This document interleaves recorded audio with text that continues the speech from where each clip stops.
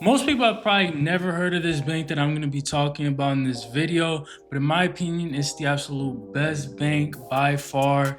And I kind of don't even want to make this video low key because I don't want this to get too popular. I like the stuff I like to be, lesser known, to have, more of it for the people that know about it and keep everybody else on, the main stuff they're on, like Chase and Bank of America. Those are the two biggest banks in the country or the world, I think, at least in the USA. But I think this is by far the best bank. And if you want to upgrade your banking experience, and again, just overall everything with who you bank with, this is 100% the option. Is Charles Schwab. Now, if you don't know Charles Schwab, this is the bank I bank with.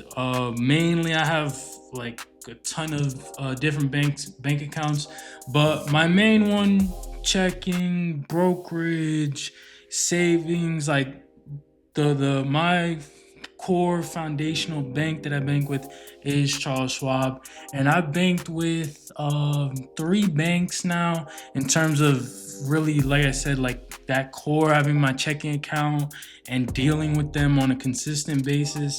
I've dealt with Chase, Bank of America, and Schwab, and it is not even close when it comes to these banks, man.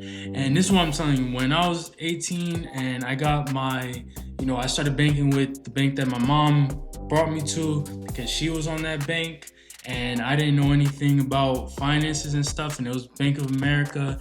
I didn't know nothing about nothing. That's what I started with. And looking back, I still deal with Bank of America now because of my credit card. I still have my first credit card through Bank of America. And looking back, I look at B of A now, and it is an absolute shit show. I have no clue. If you are not a high earner, I think, and it's not even being a high earner, it's actually, you gotta have like some 6 figures, 7 figures in Merrill Lynch. If you don't have a bunch of money in Merrill Lynch, which is Bank of America's investment partner, it makes absolutely no sense. There is no justification. Somebody can tell me in the comments who banks with Bank of America different. I would love to hear somebody who doesn't have 6, 7 figures in Merrill Lynch, who banks with Bank of America, tell me why that's justified. I would love to hear it. I would love to hear it. I already know I'm gonna go on a tangent if I keep going talking about Bank of America. I despise Bank of America to the highest degree. It sucks that I still have to bank with them, through my credit card because it's my longest running card. But yeah, Bank of America is absolutely terrible. But in this video, I'm going to be talking about Charles Schwab compared to Chase and Ally Bank. I'm using Chase and Ally because I wanted to use Chase because it's the biggest bank in the world, obviously, and a lot of people use it, and also fits that traditional, space of just like B of A, traditional bank. And then Ally is a fintech, which is financial tech company, more modern and stuff like that.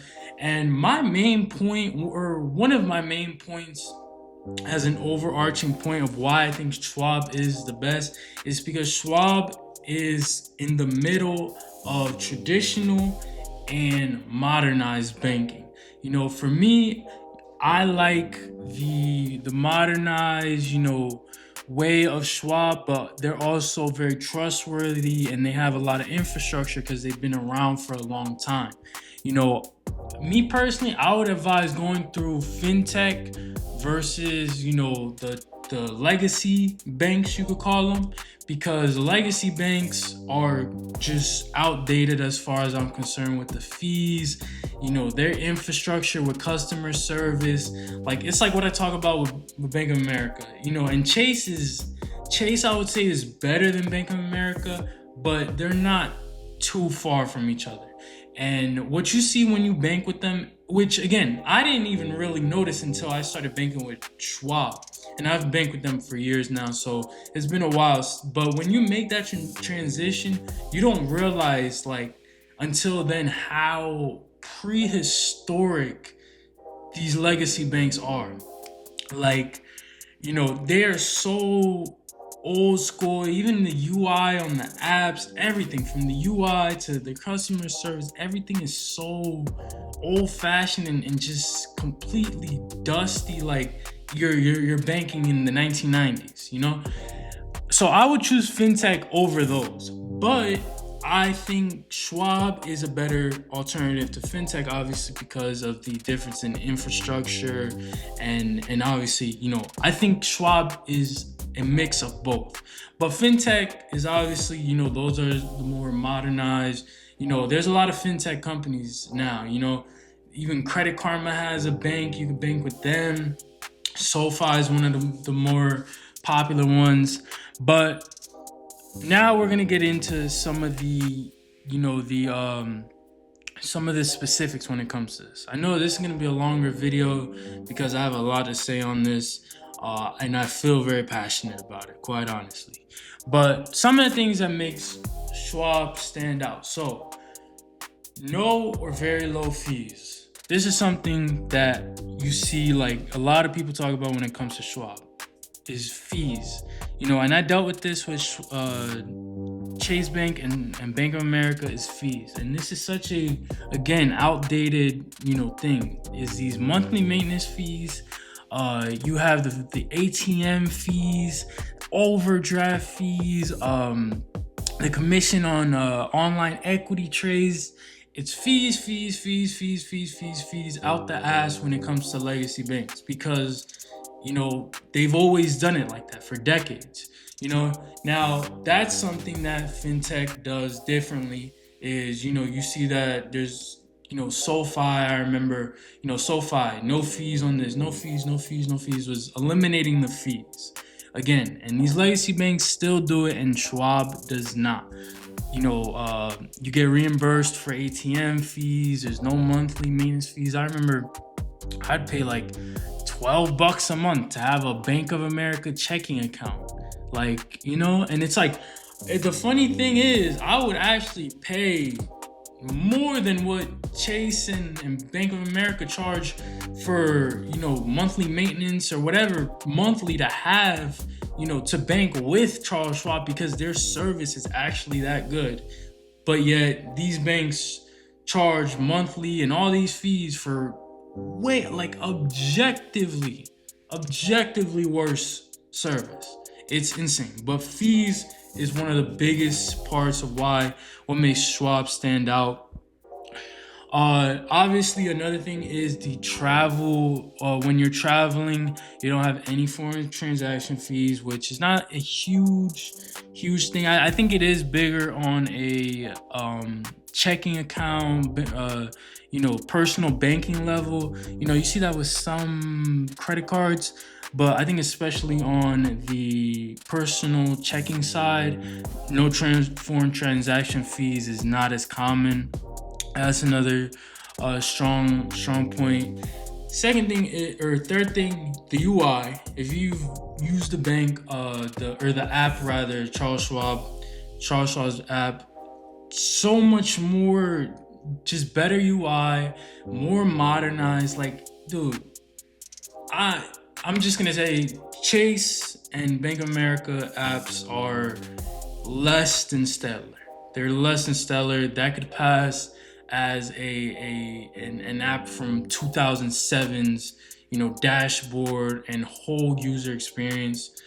I'm sorry I'm going in on these banks, but that's my whole point of this video, is that Schwab is a million times better.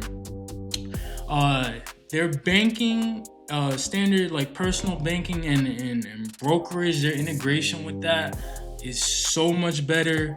It's super good. You can just navigating your brokerage, your checking, all your accounts, your savings, all of that on Schwab, way better. The way it's aggregated, the way you have the distinction. If you've used it, you know what I'm talking about. Then you have customer service. Customer service is, again, night and day. Again, I don't know. I don't know how people do it with Bank of America and Chase. The customer service is not even comparable. Like, it's not even comparable, and it just, you can just tell when you call for something with Schwab, it's a whole different experience, way cleaner, way more professional. Again, I hope more people keep going to Bank of America and Chase, quite honestly, because if Schwab got popular, it might change, I don't know. But Schwab is known for that. Schwab is known for good service. So comparing it to Chase and Ally, when we talk about fees, so firstly, you have monthly maintenance fees. Schwab has none, Ally has none, because it's fintech. Chase does have monthly fees. I know it's anywhere from it's over $10 to 20 something. I thought I've seen before it was 24. They might have changed it, but it can be waived with a student, if you have a student account or some stuff. But standard Chase checking account definitely has a monthly fee. ATM and travel. Charles Schwab has unlimited worldwide ATM refunds, no foreign transaction fees. Chase does have ATM fees and foreign transaction fees. Ally has limited free ATM access and has foreign fees. Interest rates, Charles Schwab's is low. Chase is also very low, and then Ally has high interest rates. So that's another part that fintech wins in. They're very good with that, having high rates and whatnot. I remember SoFi, they've always been ahead of the other banks, legacy banks, when it came to that, especially when it was bad in the early 2020s. Branches, Charles Schwab has some, but it is limited. Chase obviously is gonna have the most, and Ally has none because it's fintech.